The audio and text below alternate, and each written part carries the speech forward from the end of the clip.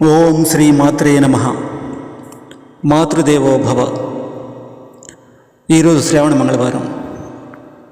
శ్రీ మహాలక్ష్మి అమ్మవారిని కీర్తిస్తూ శ్రీ సూక్తంలోని ఒక శ్లోకంతో ఈ కార్యక్రమాన్ని ప్రారంభిద్దాం. హిరణ్యవర్ణాం హరిణీం సువర్ణరజతస్రజాం చంద్రాం హిరణ్మయీం లక్ష్మీం జాతవేదో మమావహ తామవహ జాతవేదో లక్ష్మీమనపగామినిం యస్యాం హిరణ్యం విందేయం గామస్వం పురుషానహం. శ్రావణ మంగళవారం సందర్భంగా అమ్మవారికి ప్రసాదంగా మధుర పదార్థాలు ఏ విధంగా తయారు చేస్తున్నామో పూజా కార్యక్రమాలను కూడా వీక్షిస్తూ ఈరోజు వేదాధ్యయనం ప్రారంభిద్దాం. నమో అస్తు నీలగ్రీవాయ సహస్రాక్షాయ మేధుషే అథో ఏ అస్య సత్వాన్నోహం తేభ్యోం కరోం నమః.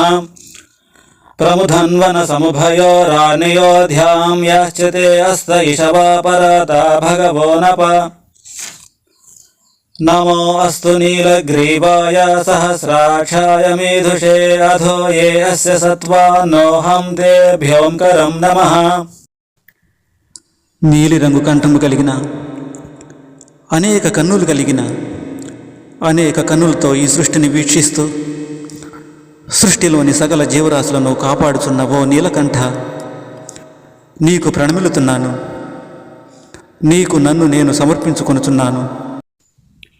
ఫ్రెండ్స్, సంస్కృతంలో సహస్ర అనే దానికి అర్థం 1000 అనే కాకుండా అనేక అనే అర్థం కూడా ఉంది.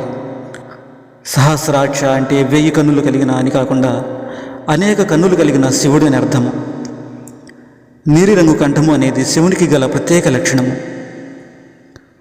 శివునికి ఎందుకు ప్రణమిలుతున్నాము, ఎందుకు ఈ లోకాన్ని కాపాడమని వేడుకొనుచున్నామంటే, అమృతం కోసం దేవదానవులు పాల కడలి చిలుకు వేళ ఆవిర్భవించిన హాలాహలం ఈ లోకాన్ని దహించి వేయకుండా నిస్వార్థంతో తన కంఠంనందు దాల్చిన ఆ పరమశివుని ఈ లోకాన్ని కాపాడమని మనం వేడుకొనుచున్నాము. శివునికి గల నీలకంఠం అనేది నిస్వార్థానికి సాక్ష్యంగా నిలిచి ఉన్నది.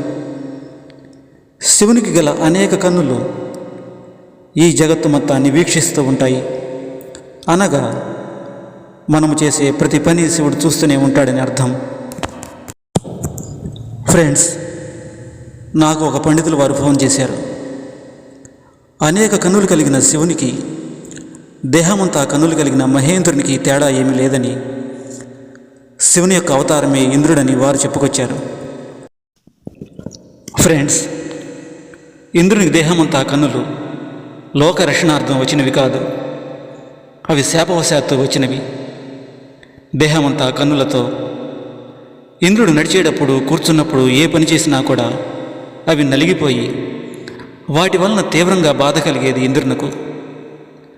కానీ దేహమంతా కన్నులు అవి లోక రక్షణార్థం మాత్రం కాదు. శివునికి అనేక కన్నులు కలవు, కానీ అవి శరీరమంతా లేవు. మహేంద్రుడు శివుని యొక్క అవతారంగా వారు అభివర్ణిస్తూ వచ్చారు. బహుశా వారు రామానుజ మతస్థులు అయి ఉండవచ్చు. అందుకే వారు అద్వైత సిద్ధాంతాన్ని చెబుతున్నారు.